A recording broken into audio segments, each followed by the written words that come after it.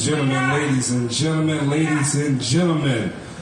Ladies and gentlemen, I want to welcome everyone to the Man Hurt Talk Show. Ladies and gentlemen, we are in Berlin, New Jersey. We're at Berlin Farmers Market, right? Yeah, we're showing Jersey some love right up in here. Exactly, we're at the Discount Scrub Outlet and Beyond, right up here at the Berlin Farmers Market. At this particular time, I'm going to introduce to you one of the owners of the shop, and she has many other shops in here. At this time, I would like to introduce Tracy. Come on in, Tracy. Let's give Tracy a round of applause. There you go, Tracy. Now, Tracy, we're here at Berlin, New Jersey, at the Berlin Farmers Market. The Man Hurt Talk Show would like to thank you for having us in your shop and showing you some love, and like that love goes a long way. But since you are a pillar of the community right now, tell us about your shop and what you do here and what you sell and all those good things. Okay, my store name is Discount Scrub Outlets. I sell uniforms. I sell scrubs for doctors, nurses, veterinarians, home health aides, and etc. Okay. Now, I know you have many other shops. Yes, sir. Can you tell us about those shops as well that are connected to your shop right here? Yes, sir. Right next door, I have Caffeine Corner. We sell caffeine. Yeah, coffee, and everybody needs that caffeine, right? Yes. Coffees, lattes, and snacks. Okay. I also have a third store, which is military store, right. Ben & Molly's. Oh, okay, That we sell Navy gear, Army gear, paintball guns, knives, etc., tasers. Oh, okay. So for those outdoors and working kind of people, ladies and gentlemen, you need to come down here to Berlin Farmer Market and support Discount Scrub Outlets and Beyond, and also the other stores she have towards of caffeine, a little coffee shop, and also like a Army and Navy type of shop where you have all type of outwear gear and gadgets and knives and all that kind of good stuff. And one more, our fun store. Oh, you got another store? Yes, okay. We do. We have a gel blasting arena. Oh, okay. So you can go in there and have fun, have parties, have... Now, hold up. Explain to me what is that and where is that? A gel blast arena, also located in Berlin Farmers Market. Oh, okay, okay. What we do is it's almost like a paintball. Oh, like a paintball. Yes, but it's softer, doesn't shoot as hard. Right. It's indoors, so it's going to be a fun thing. So is it like on the other side of the mark? Yes. Oh, okay, so you got 4 things going on here in this mark. And black on. I love it. I love it. Yes, Tracy, I just want to thank you for having us. Thank you for giving us a shout out of what you do. And we're going to keep that love going on. Thank you. Ladies and gentlemen, thank you for Tracy and her family for having us up here at the Discount Scrub Outlet and Beyond. At this time, you know your neighborhood guy. Ladies and gentlemen, let's give it up for my co-host, Mr. Derek Lee. Derek Lee, come on, Derek. Derek Lee is looking all colorful and things. You can see Derek is in the Christmas spirit, I would say. You know what I mean? How you feeling there, Derek?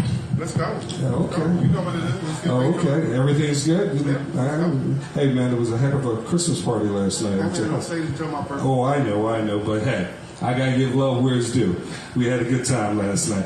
Ladies and gentlemen, we're going to get right into it. Ladies and gentlemen, like I said, this is the Man Hurt Talk Show, and we're live and direct right up here at Berlin, New Jersey, at the Berlin Farmers Market, at the Discount Scrub Outlet and Beyond. Show your love to these business owners in here, especially black business owners, because they need just as much as love as anybody else. So definitely come by Berlin Farmers Market and show your love.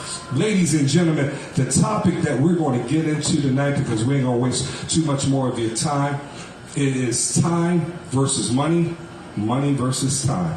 Now, when it gets into time versus money, money versus time, it depends on where you at in your life and what you got going on and how you want to live your life. There are people who says, you know, when the boss man comes to them and say, can I get you to work some overtime this weekend? And you say, well, now I got plans, I got things I want to do. But some people will say, hey, you know what? I can use the extra couple of dollars. So, like I said, we all have that struggle towards what's important for us, towards of time and money. And as we get older, that question keeps on ringing in our bell of what is important for us at that particular time in life. I'm going to give you a little example. When Social Security comes, a lot of us can go out early on Social Security around 62, 63. Now, they have a certain number for you when you retire at 62, 63. I would say, let's just say your number is $2,000, okay, at 63, if you go out 63. Now, if you go out at 65 or 66, they said that number might be 2,600. Then they saying if you go out at the age of 70, it might be $3,000. So now you got to make a decision. Do I go out early and take this $2,000 and I can live off of that? Or do I go out at 65 and 66 and go out with that or the higher number? But at the same time, that's a decision that you have to make towards yourself. And we're going to get into it tonight about all the things that go in towards of time versus money, money versus time. Derek, let me ask you something before we get too in detail with it. We had a brother who just passed away not too long ago. It was DJ Twitch, and he was a DJ for the Ellen DeGeneres show, and he also did a lot of other things for the community, and also he was a positive role model for a lot of people. And when they showed videos of his families and things he did with the community, it didn't seem like this brother had an issue or a problem at all. And then all of a sudden you just hear something like this happens. How do you feel about that? Like I told you guys when I was talking yesterday, depression is real, mental illness is real, and especially depression in young men, we don't talk about certain things. And you might find yourself hitting rock bottom because you don't have your money right, or you're going through some type of depression. It's sad because this brother was only, I think, 40 years old.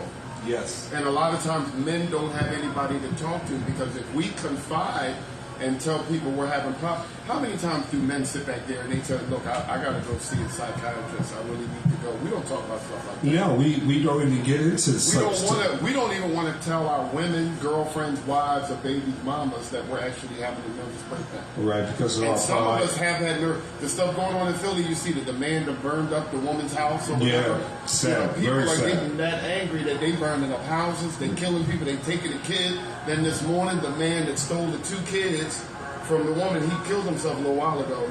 They tracked him down. Yeah, I heard about that. He went and shot himself. But if we're getting back to time is money, in the African American community, and people always hate when I say this, we don't talk about money management. Right. We don't talk about savings. We don't talk about savings bonds. We don't talk about mortgages, because there's 3 levels of life. There's more than enough, just enough, or not enough. Right. Most people live in that 3rd segment of just enough, and they're happy with that. A lot of times we don't discuss, and when I say certain things, like why you always, I have a friend of mine that says, why you always talking about black men? We're black, it's a black men show. The Right. show is about black men. Yeah, there's nothing wrong with expressing what we So go we're through, sitting here because we're not discussing getting nowhere stuff. else to express We're that. talking about money, but what you don't talk about, you'll never understand. We have to talk to our young men about a mortgage or about how to save. I call my nieces, January's coming. You're going to save some more money this year, right? Because what you don't want to do is be those people that have to work until 70. Right. Because they say the average person now dies at 72. They said the average person, the average African American man is living to 67. Well, let me ask you this, Steve. Since you are explaining about when it comes to money, but where does the time come in? Because you have to learn about it from your parents. No, okay. If your parents are not talking to you about a mortgage, why would you want to buy a house? Well, how about if you don't have your parents around to talk to you about it? You got to get out, right? Or now, you could go to your fingertips now. Now these kids are on the phone. You could learn about a first-time home buyer. It's at your fingertips. We didn't have that. Well, education is definitely... I didn't know what a good credit. I didn't know what 700 is a good credit score. I didn't know that. Nobody teaches me that. I knew that. Derek, we have a guest speaker to come on. Ladies and gentlemen, let's give a big round of applause for Mr. Winslow. Joe, come on in, brother. Let's give Joe some love up in here. Right here, sir. All right, brother. How are you? Hey, Joe, this is my co-host, Derek Lee.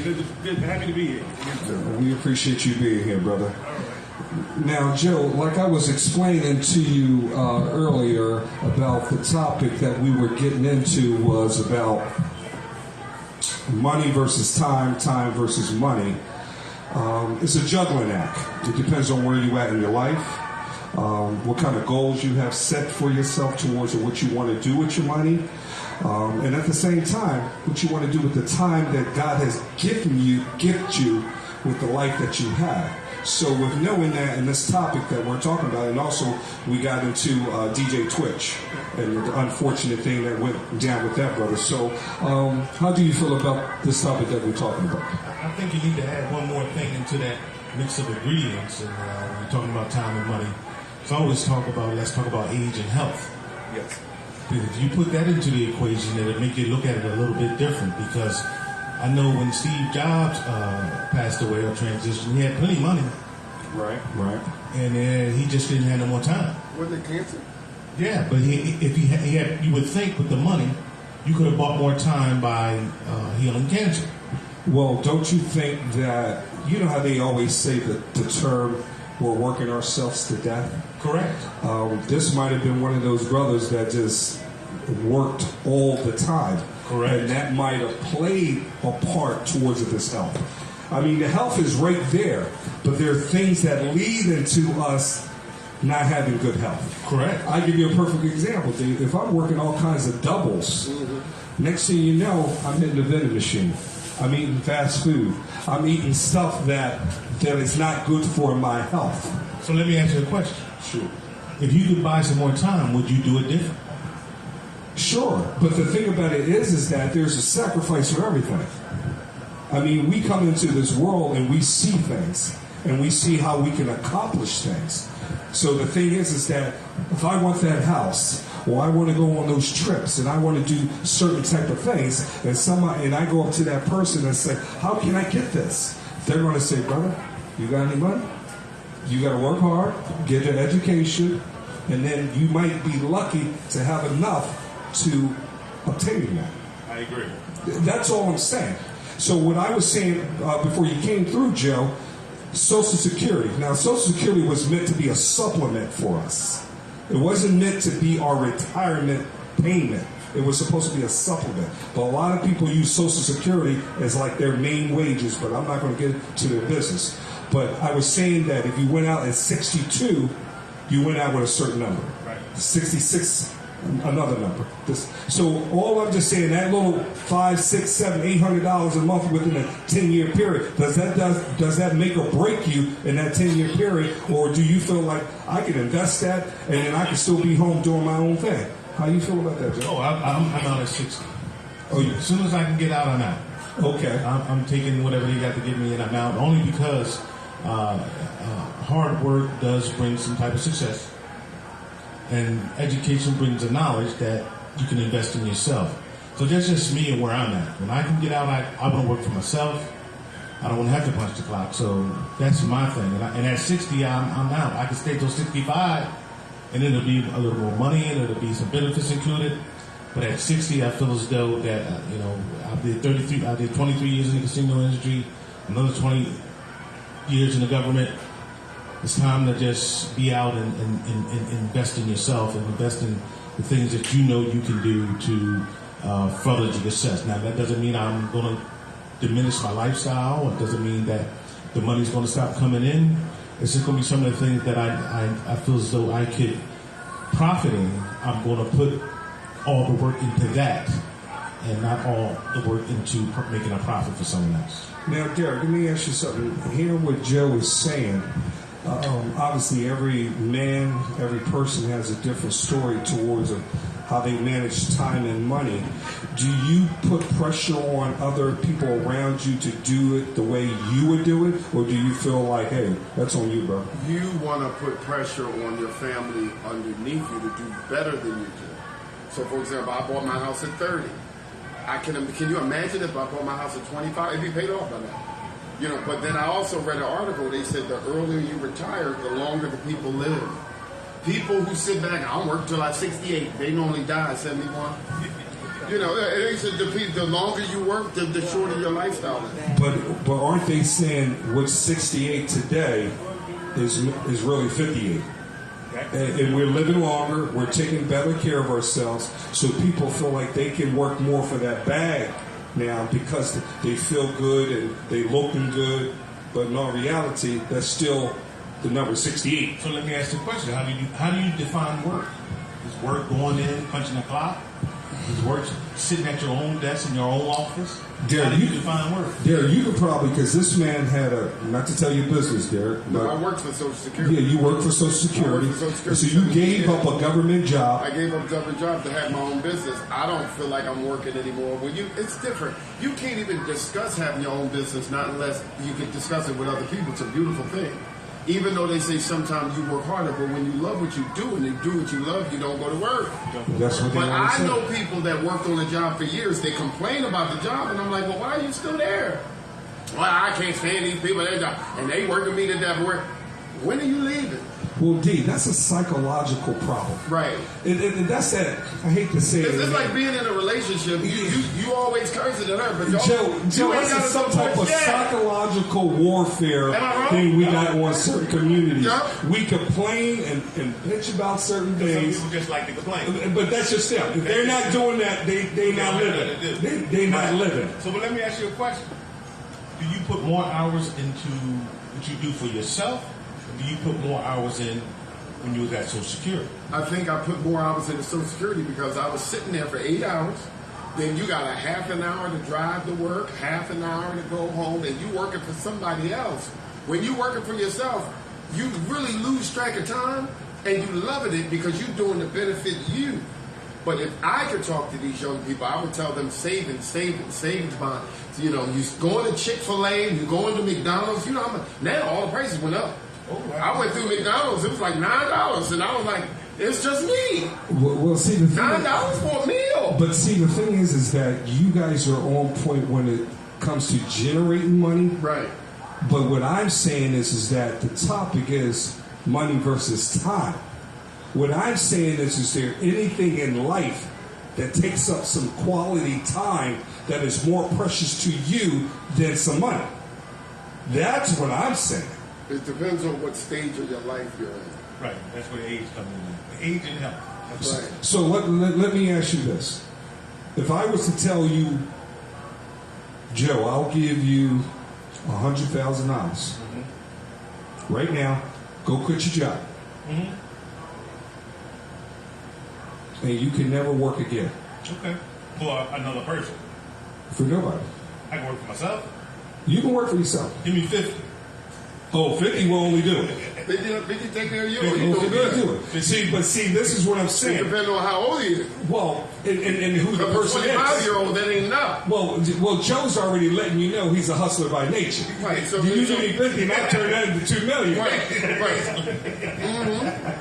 Depending on how, his mortgage might already be paid off. Well, put it this His way. kids might be out the house. Well, put it this way, because I I got like. kids in college, man. I need a little more than that. I mean, do you ever hear someone say, "We're saving for our vacation. We're saving to do this. We're saving to do that." When they say that, obviously it has a money value to it and time. Right. I mean, you might be fortunate to be working at a job where you get 3, 4, 5 weeks of vacation. The average American gets an average of 2 weeks. Right. And normally that's time they have to use for personal stuff. Right. So in our reality, they ain't got much of nothing. Right. So they feel like, well, since I ain't got no vacation time, I might as well make this money. Right. And then while they're doing that, Right. they're killing themselves. Yeah. They're killing themselves, D. And then we go back to what you were saying about Steve Jobs. Right. Like, this man worked, now he had money. But there are people who have money that it ain't enough money. It ain't enough. I mean, look at Tom Brady. He just got a divorce because his wife, all she wanted to do was him to be home and stop. Yeah, he looking bad, too. Well, this Have you probably seen him this year looking a little tired? Well, he got $37 million for him ready as soon as he gets that up. But one good hit, you ain't never going to be the same again, doctor. But A the- 45-year-old can't recover the way a 25-year-old but see, the thing is he has a contract with CBS Right. for I think $300 million. So it's not the money. Well, it's that love of the game and it's the passion of the game. But, man, one hit, you can be around here like Herschel Walker. Hey, Joe. Talking out the side of your mouth. I ain't the smartest guy in the refrigerator. But I'm like, what? Well, you know how Have you ever sat back and talked to Herschel Walker? No, I choose not That's to. that. See, BC, have you talked to him? I You haven't ever heard talked to this him. stuff? I haven't talked to him. Herschel Walker done got hit a lot. Now, Joe, you In the back and the front of his head. Joe, you in the political game, brother. If you A little bit. just a little bit. If you were going against a Are you brother, Democrat or Republican? I'm a Democrat. Okay. if you were going against a brother like Herschel Walker, and nothing against him, but you knew you were head and shoulders intellectually, Right. and things. And he still got 5 million votes or something like that. Well, it was because it was a machine. It was a machine. He was behind the machine, but we're not going to get into that. But all I'm just saying, Joe, is that getting back to time and money, is that it's a personal decision, and then not only that, but it's your goals or what you want in life. That's true. I mean, there are people that's saying, D, we talk about it all the time. You know, we probably one of the hardest, and Joe, you too, hardest working brothers that are out there. Right. Now, we see brothers who don't even do half of what we do and live in a certain way, and it ain't wrong for us to be mad about that. Like, hold up. But see, there's generational money too. Right. Like, for example, I tell people all the time, if you at the age of 25 had $100,000 to start off with, where would you be? Your house would be bigger. You probably would have been retired. Imagine people who get a $50,000 head start, or their parents left them a house. Can you imagine if your mom left you a house? Where would you be? Well, the thing about it is that it's not so much leaving them, but the knowledge of keeping it and maintaining it and then carrying it on to the next generation. We don't even talk about life insurance. Well, the thing about it, I know people that sit back and think $15,000 is good enough to get in the ground. There's people that set their children up to have generational money. We either set them up to have generational poverty or generational money. Because let's get into the Asians. People don't like me talking about that. You ever see too many Asian people working at Walmart? Have you ever seen an Asian mailman? I can give you the answer to that. You ain't gonna see that because their kids are in their businesses. Well, the thing about they it is, set them up to be business owners. Well, you make a hallelujah on that. No, and I don't have a. You're not saying nothing wrong with that. And I don't have a problem with them. I can tell you something. I went on YouTube, and this Jewish man came straight out of his mouth, and he was as real as this can be. He said the Jewish money stays in the Jewish community. Now you can buy Jewish money, but it stays in the community, and it's not a racial thing. No. What it is that they support each other. Right. Just when black people have black businesses, black money can be in black. No, they call black money liquid money because soon as we get it, we just give it out. Why do you think the check cashing places are in the black neighborhood? Let you go to certain neighborhood. You can't find a check cashing place. That's true. I could go to Broad Naomi, the check cashing place, and then I can get me some 4 wings and some fried rice. And then there's a liquor store in this corner, and then it's that church. So they let you know. Hey, Tracy's. We get our check 101. That's what that is. We get our check. 101. We ain't got no bank. We gonna cash our check, get 4 wings and fried rice, get our nails done, gotta buy that alcohol, and then we go into the church on Sunday. Broad Naomi, Broad Wyoming, Broad Lehigh, Broad Susquehanna. Go down the block. So knowing that does happen. Right. Time. Where does time fit into that? Well, you didn't take the time to teach your children about money. That's why they don't have none. No, you absolutely. And then you get this. Oh, because I got people. I'm not gonna say their name. Money ain't everything. Only poor people say that. Only poor broke people that say that. I got people talking about money ain't everything. Well, you broke though. You saying money ain't everything, but you had to move in with somebody in order to make it. Well, you had to move in with your woman. Hey, Joe. Yes, sir. When he makes that statement, money ain't everything, what do you say when you hear it? Tyler Perry and Oprah Winfrey and Michael Jordan don't say that. You see, they don't give away all of it. They don't give away all their money. It's not everything, but it's in the top 3. Look, the Bible talks about that money. But they also say the money is the root of all evil, too. No, yeah, the money only, but what I'm saying is, you only hear poor people say, you on the bus, that's why you say it. Well, the thing about it is that... Only people on the now, bus say Derek, that. you know this for sure, that if you hit the Powerball...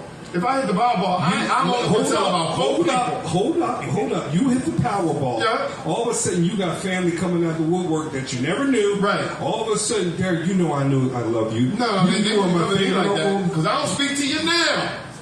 You So don't call me now. So what I'm saying is the power of that money can create That's what division. you call me, because I started asking on the other line. You want what? Well, this is what I'm saying. So we got You talk bad about me now, and I haven't even made 7. I haven't even made 7 figures yet. You don't think his kids better than everybody else's kids. No, I just don't want my kids to be like me. You know, I want them to have more than me. Sure. I don't want them to sit here and struggle and be trying to figure things out. I went through the coronavirus. That coronavirus said, I put on weight through the corona. I was sitting back worried. Like, I need to get another plan together because my store closed. I had about 6 people call me, see if I needed money. You're right. I got 60 relatives. Right. None of my relatives called me, see how I'm doing. You need anything? None of them called me. Yeah, because they probably didn't call me because they didn't have it. But what I'm saying is that coronavirus made you look at life differently. Right. See, and you can't have a jackpot mentality, but your mindset is broke. But D, let me ask you something. Right. What you saying is dead on. But when you do that, you are sacrificing your life for others. And how far do you go with that? There are people in our family that work themselves to the bone. Yeah, but for the next generation not to appreciate it or take care of it and do what they did. So when we hit that age and we're lucky enough, 80 or 90 years old, and you say, man, I busted my butt for this house. And they're kicking me out. They're selling my house. They're not taking care of the harvest that I laid. You, in the back of your mind, you could have said, if this was going to happen, I could have went on all kinds of cruises, did this, did that. Now, I'm not saying just be selfish and do that, but it's got to be a balance that comes with your life because you got to teach them. You just can't give them. You got to teach them. You got to teach them how to manage it. Now, there's a story in the Bible. What's the brother thing?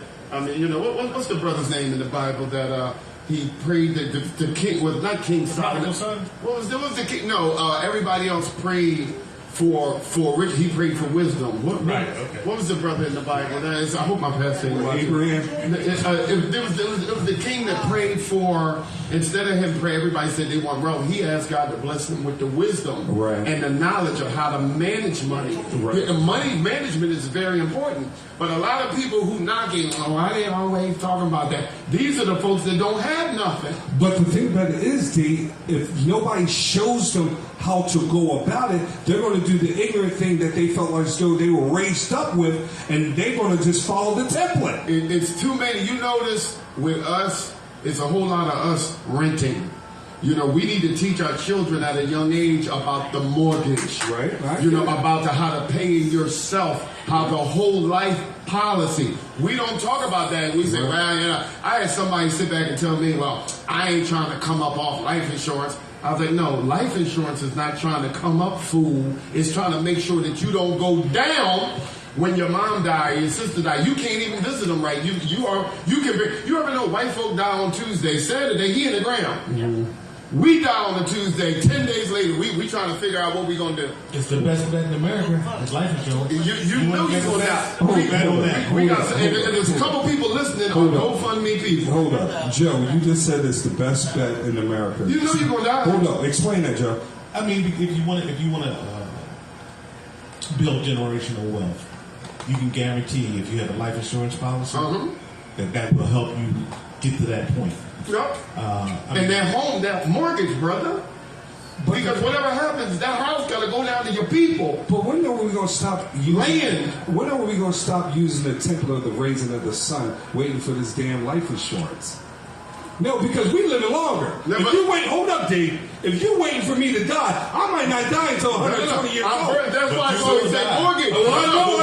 You still gonna die. No, I'm not saying I won't die. I'm talking about that mortgage. The first thing we get is that mortgage, because whatever happens, you left land to your child. Oh, I know that part. I'd rather have my kids sit here and say, yeah, mom and dad live here. We don't want this house no more. We just gonna sell it, especially if it's paid for. Then them sitting there, like some people I know, when they die, they're stealing the TVs off the wall and the fur coats. Well, Dave, let me ask you this: if you look at the movie The Raisin and the Sun, Joe, the dad died young, and he worked himself to death to get that life insurance. He probably was gonna die anyway. And what happened? What I'm just saying, that should not be the template. It should be a thing that you get life insurance.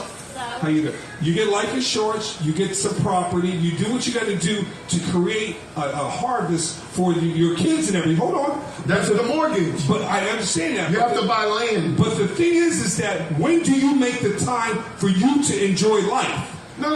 That's called budgeting your time, sir. Okay. So Everybody's got to work. Derek, you're a hard-working man. When do you find the time for you to relax and have a good time? Every day.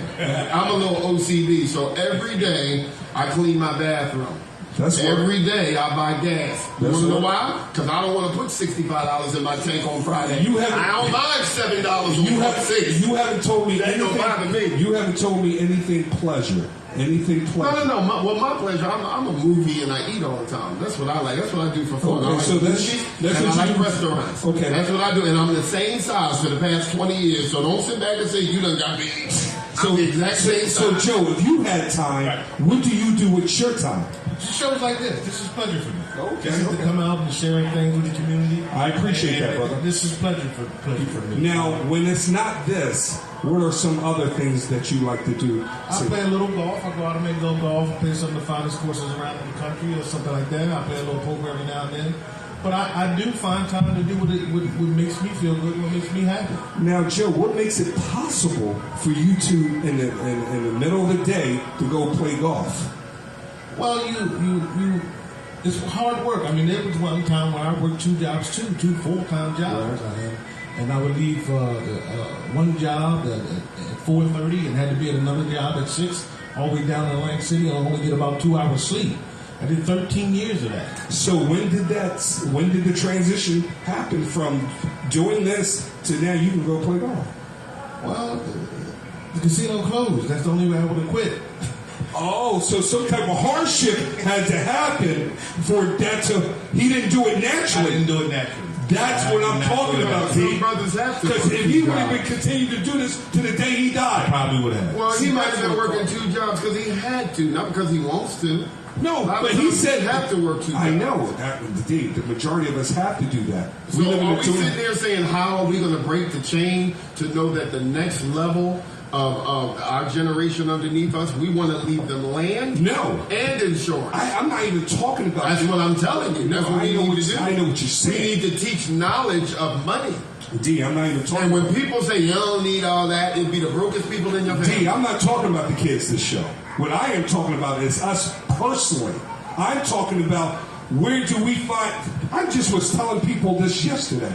I cannot be good to you or you if I don't take care of me. Oh, no, that's called budgeting your time. Everything is budgeting. I know that, D, but what I'm saying to you is that how do you zen? What do you find in your time in your life where you can zen? I know if I work anything more than 40 hours just by nature, my blood pressure goes up because I'm eating bad food. I'm hitting the vending machine. I'm spending more money. But if I had time, now I can make me a healthy meal. I can make me a nice salad. I can go play golf with my buddy Cleve at the golf course. That's all I'm saying. No, I have nothing against that. If we're not taking care of ourselves in that way, these kids are going to get this life insurance real quick. Look, but you got to budget your life and your water and your doctor's appointments and this helps. Yeah. This helps. But you know, I get more flack from my own people when we do these shows and somebody says, I saw you on cable, man, and I saw that. You ain't had to say that and this, that, and other. And these people don't have nothing. You know, why is it that when we get together and we talk, it's a terrible thing?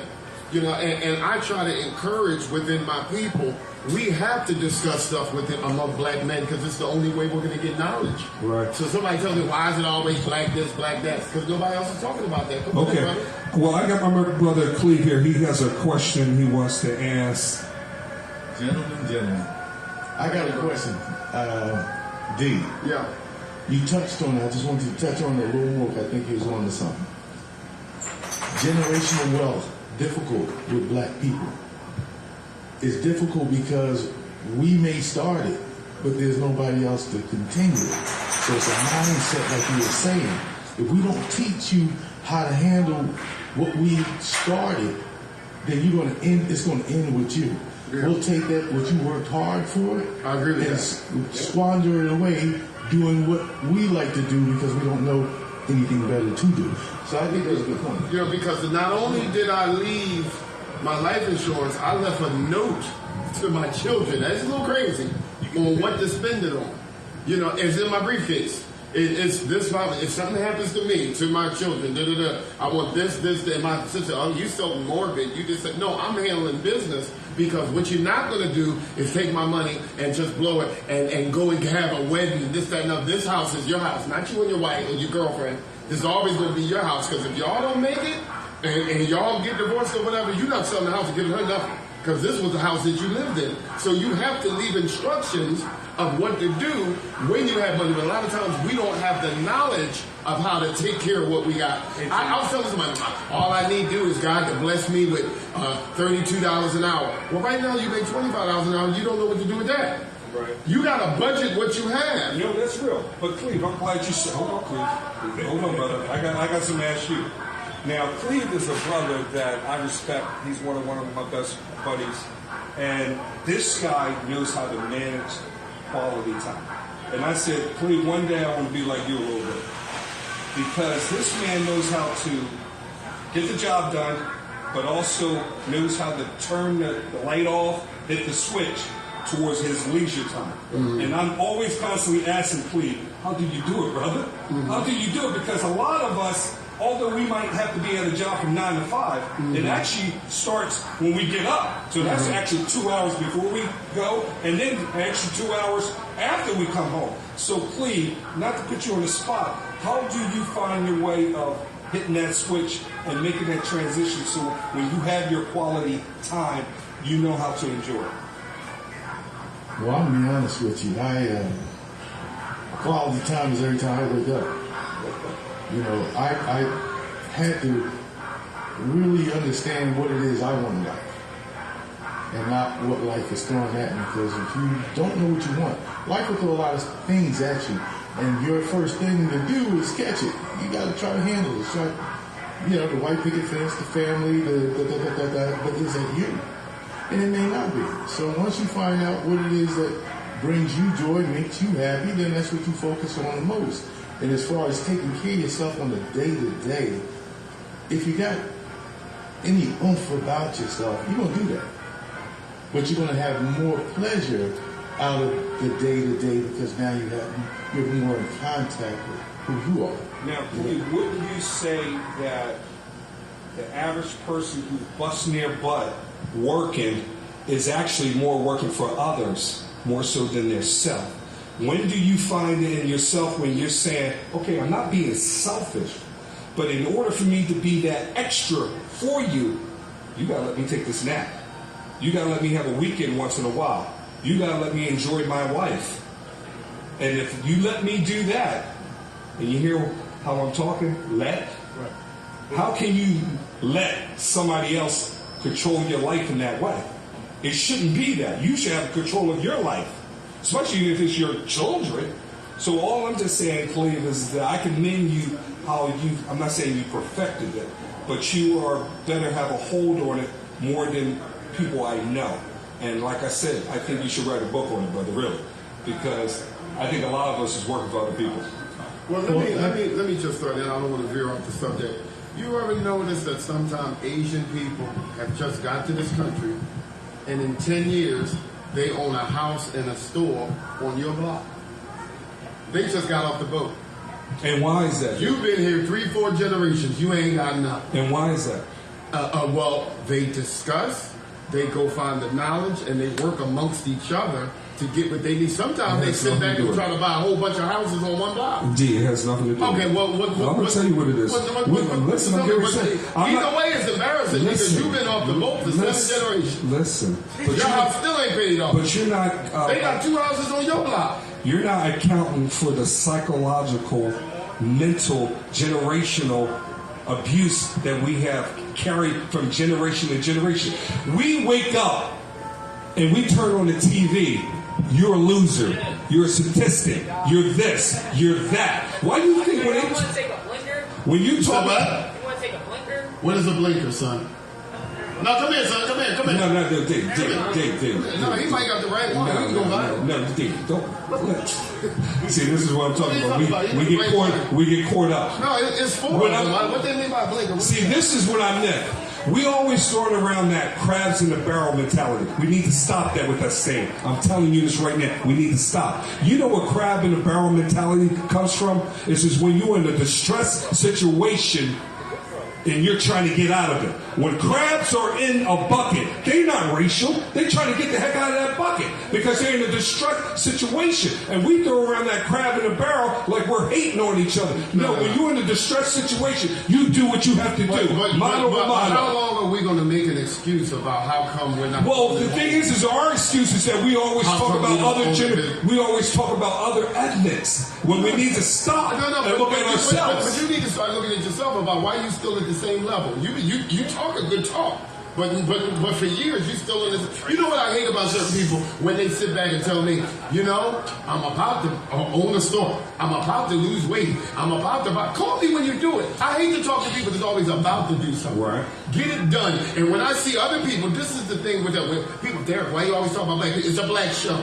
That's why I'm talking about black people. You know what kills me? No, it's a black show. Somebody gets upset. He always talking about black people. It's a black show.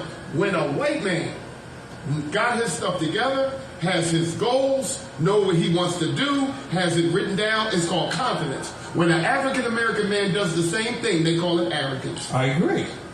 But they call it arrogance. Oh, you think you better than me? Well, Joe, use that arrogance. But you're answering my question because it's a psychological thing that I was raised to be that towards you. No, but it goes back to generation.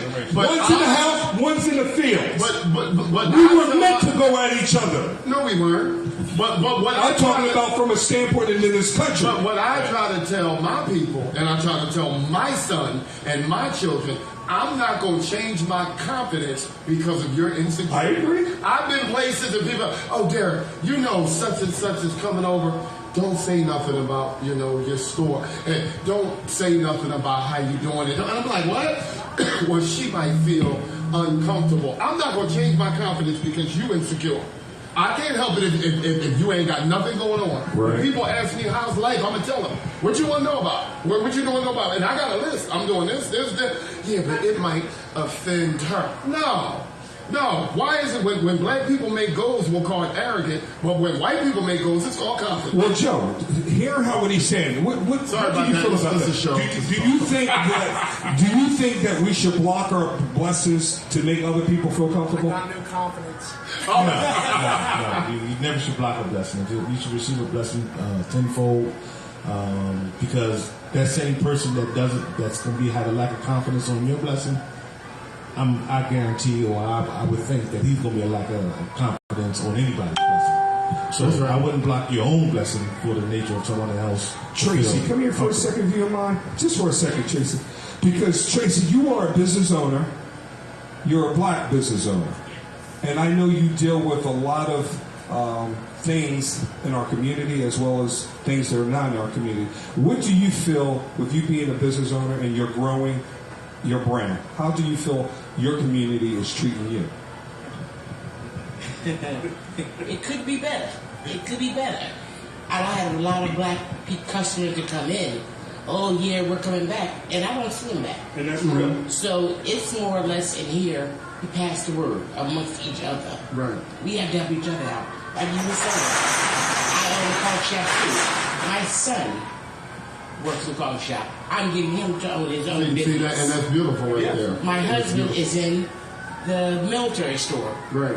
My adopted son is going to run my other store. I'm keeping him in the No, that's I'm trying to show them. I'm trying to raise them how to do. See, with you being in this position, that's why I wanted you to speak, because... And I bet you she got some relatives that ain't support one of her businesses yet.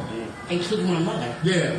My own mother. No, because I'll be honest. I love her to death as my mother. I'll be honest with you. I'm going to tell you, I'm going to go one deeper. Sometimes, and I had to tell some people this, sometimes when people look at you, when some of your relatives look at you, every time they see you at the cookout or the family reunion, they are reminded of the failure that they are. Yes. That's why they don't want to see you around. Yes. You invite, I'll get together with you and you. Yes. I just don't want to see her. And I hate to say it. Somebody told me yesterday I sounded like a preacher, and I don't know nothing about preaching. But every time certain people look at you, it's a reminder of the failure that they are. Well, Tracy, let me ask you this. Knowing that you are creating generational wealth for your kids. Do you take the time for yourself? Yes, I do. Yes, I do. Because that is very important. At least once a month. Yes, I do. Right. Yeah, my husband have our quality time. Yeah. Yes. Now, not to get too much in personal, what are some of those things that you do to unwind,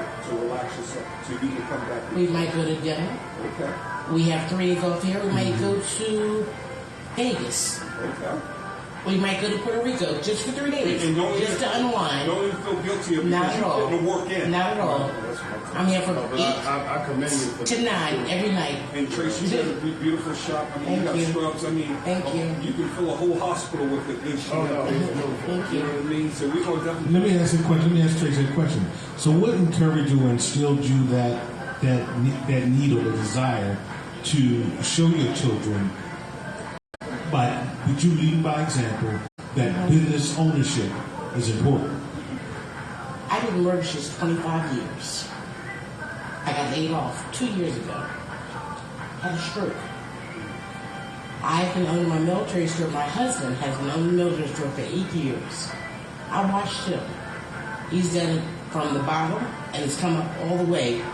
He had stroke in his store. I decided, you know what? I'm not going to work for nobody anymore. I'm going to do my own. Then we had 2 stores. So that's how we just build on and build on. And hopefully my oldest is a police officer.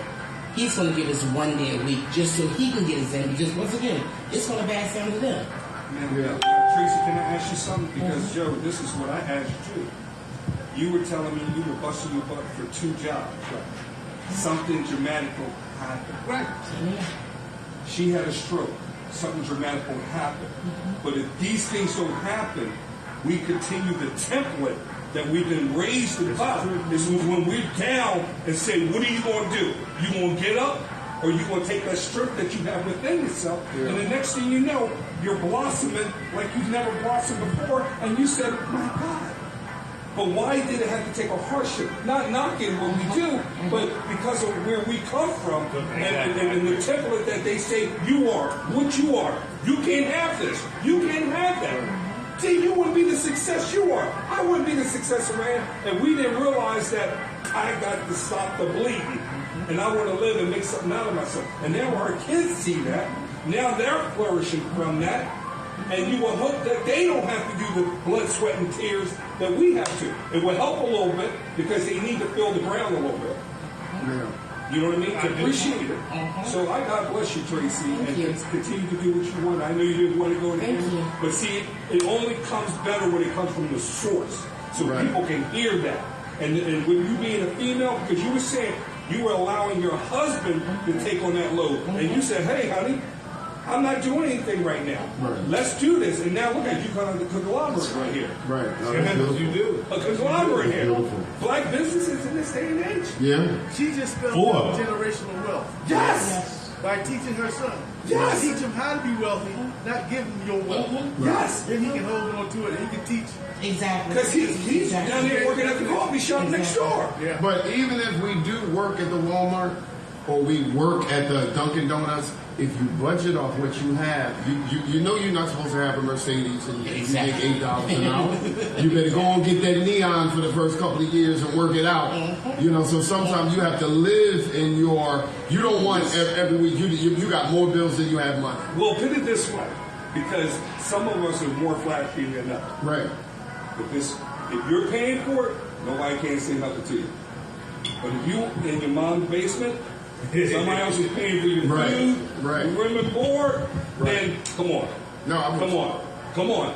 But if you paying for it, if you got a Rolex on D and you paying for it, what can I say to you, brother? Well, I do have one Rolex. I mean, this right here is a boulevard, but I got one Rolex. Well, Tracy, I appreciate you. Ladies and gentlemen, let's give it up for Tracy and her family and her businesses, man. Because, like I said, we do not learn anything unless we hear from the core of people who are walking the walk and talking the talk. Because if this can inspire you, we can inspire a whole nation of us to keep growing and showing each other love and positivity. Because we need to support each other. We need to support each other. Right. I mean, especially during this time of the year. I mean, we shouldn't have to have where it says, Black Business Day, that Saturday. Yeah. I mean, come on. Why is it got to be that one Saturday? Yeah. You know what I mean? But you got to remind February, you. Black History Month, 1 month. Right. To recognize your black heroes. Yeah. We can't recognize it all during the year. Yeah. It's a shame, Joe. And Joe, you know this is more than I do because you do a lot of foot trafficking. Yeah. You go out there to the community. You go out there to the youth. What do you feel and see? Are you inspired that the next generation is going to be able to have a good balance when it comes to money and time? I do, and I'm going to tell you why. It shows just like this. It shows this next generation of what they can do, what their ability can do. You know, you're like Johnny Carson around here. Right. You know, and you giving them the opportunity to emulate you and take it another step. So if guys like us and what you do, D, keep doing what you're doing and letting people know and be bragging about it, be confident about it, because our youth needs to see it. Because if they don't see that, they seeing that other stuff. Yes. And that other stuff is taking them the wrong way. They need to see this stuff. Yes. They need to see brothers getting together and having a conversation about ups and downs, lefts and rights, Let me and tell you keep it something. I moving. got together with a family. There's a bunch of women. And they're okay with that. I'm the only one looking like, there's about 25 people in this room, and before men. Because there's too many women, not enough men. And you see the imbalance in the children. You see, when I had that little get together, you see all those men that come over? Yeah. I like having part with a bunch of men and cousins and positive brothers. Right. But you see within the family's so jacked up because the women are doing so much, and ain't no men. How you going to have 30 people get together? Ain't before men. Well, the thing about it is, it's not a lot of the choices from those women. Is Right. the men left, or some women just have some type of attitude where They have choices. like you know, I don't need you, or Right. I just want to have a baby by you. Right. I'm not saying this is for all women, Right. but they going off of what they see at home. Yeah. And they see that they're But not. I think that's man. designed for I don't us. need a man. You see these commercials now. We ain't even in the mattress commercial. You see the mattress commercial? It'll be the woman and the what? We ain't even in the mattress commercial no more. I'm like, what? Where are we at? Well, let me ask you this, because we're around the holidays, and there's a lot of people who are joyful during the holidays, but at the same time, there's a lot of people who are depressed. Yes. Their loved ones are not here no more. I mean, they actually are counting down for Christmas to be over. Yeah. Because and the thing about it is that what can we do as a community to uplift each other, to let everybody know that, Christmas can be very commercial, but we also have to remember the reason for the season. So, Joe, you're talking to my people right now. What would you say to people who are going through it right now? Because, one, they don't have the money, and they can give a damn about time because they're thinking about checking out. What can we say to our people who are on the brink of that? Well, the first thing, you have to pray. You have to have a spiritual father that's going to lead you, or someone that you can talk to that's not of a worldly descent that can toss you here and fro. If you can set that up and be spiritual about it, whoever you pray to, whoever you talk to, whoever you believe in, and read and teach and read what he teaches or what spiritually he teaches, I think that it will give you something inside. It's not about always having something outside. It's about what do you have inside. You got to put in something to get out something. Yeah. And then not only that, but we got to check in. We got to check in with our loved ones. I mean, Tracy, when's the last time people that we consider to be friends and family, when was the last time we checked in on them? And especially during this time of the year. I have to tell my people, you ever hate when certain people call you, you see their name on their phone, and you know they just need something? You ever see them? Oh, Lord, I know he picked me up from the airport, loaned me $20. Somebody died. Certain people, I know they call, somebody must have died or something, because you don't call me no other time to see how I'm doing. So I make a point to call people just to say hello. Like all them people that you saw, hey man, I ain't need nothing. Just calling to holler at you. And see how you doing? And see, mine is I'll text somebody or call somebody and say good morning. And naturally, they might think that you want something. No, but I think it just starts check in. from the top. Yeah. Like for example, I told my kids when something happens, no matter what happens, you make sure you with your family for the holidays. I was like, Thanksgiving and Christmas, you make sure you with your mother, you make sure you with your brother. Even if I'm not here, you make sure you with your mother, you make sure with your brother. And I'm doing this now where I call my kids just to check in. Because it has to start from the top. How are you going to sit back and say, well, I'm the oldest, I'm just going to wait for them to... No. It's how you are. If you got you ever see your children as an outlook on you. Sure is. And if you got a bunch of nasty children, your children don't get along, chances are you ain't get along with your brothers and sisters. Well, that's how you carry yourself. Well, that's why when... I don't know why my kids so nasty to each other. I said, I know why you was nasty to your brothers. And see, this all goes and then back, they shocked about it. What? And this all goes back to money and time again. Because once you have the time, now you have no excuse to go check in. Mm-hmm. Like I tell my kids, yo, did you call your grandma? Right. Did you call your aunt? Right. Did you call your... You know, you got to check in. But then when the birthday comes around, there they go. Then they want money. But it starts from the top, Mike. No, you're right. I think the grandparents should be the ones because the kids will. My grandma always called me, and the mother always. I think you got to instill that. No, with them. You do So it'll instill go that with downhill. them. But at some time, if my grandpa or my grandma didn't call me, something must not be right. Let me check in on them. Some people feel like some grandparents feel like the kids they call me, I'm old. No, some people say I'm the old one. They should call me. No, you're absolutely right, and I can't stand it, Tracy. It goes around. What goes around, come on. I know some people say I'm not calling. I got 5 grandkids. They should call me. No, you the one with no job. With more time. You got more time to create the interaction. So when they say, I don't know why these kids are this way, because every time we do the show, Mike, I get 3-4 phone calls. Somebody swear I'm talking about them.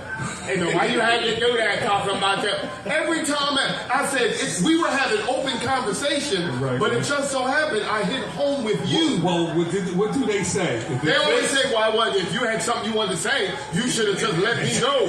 Talking about my relationship with my kids, I was like, first of all, somebody must have felt a certain way, huh? Every episode, somebody called me, why are you talking about your cousin like that? You know her credit is bad and she ain't got no man. And why you had to? I said, I wasn't talking about that. I'm talking about society. But it just so happened you fit the shoe that I was talking about. Now, I wasn't coming at you. Well, imagine having your kids living in your house and it's your birthday or something special, and they don't even walk past you and say good morning or happy birthday. You got to train them up because I say this is what we're not going to do. No, you're right. What we're not going to do. But some of these kids today are built that selfish. No. You remember Fences? I saw the James Earl Jones version. Well, yeah. I'm a lot older than you. I just look good. You ain't I'm older than you. You know the version. You know when Denzel. I told my son 3 years ago. I said, let's get this straight before we go any further. I ain't got to like you. Mm-hmm. My job as a man is to provide for you. Right. And when he was like, why you ain't never liked me? He was like, who in the hell say I got to like you? Yeah. What law is it say I got to like you? Well, the thing about it is that was a movie, and my man was dealing with actually mental issues, believe it or not. Right. And he was taking it out on his family. He probably got hit with the baseball a couple times. Yeah, and he like was... Herschel. So...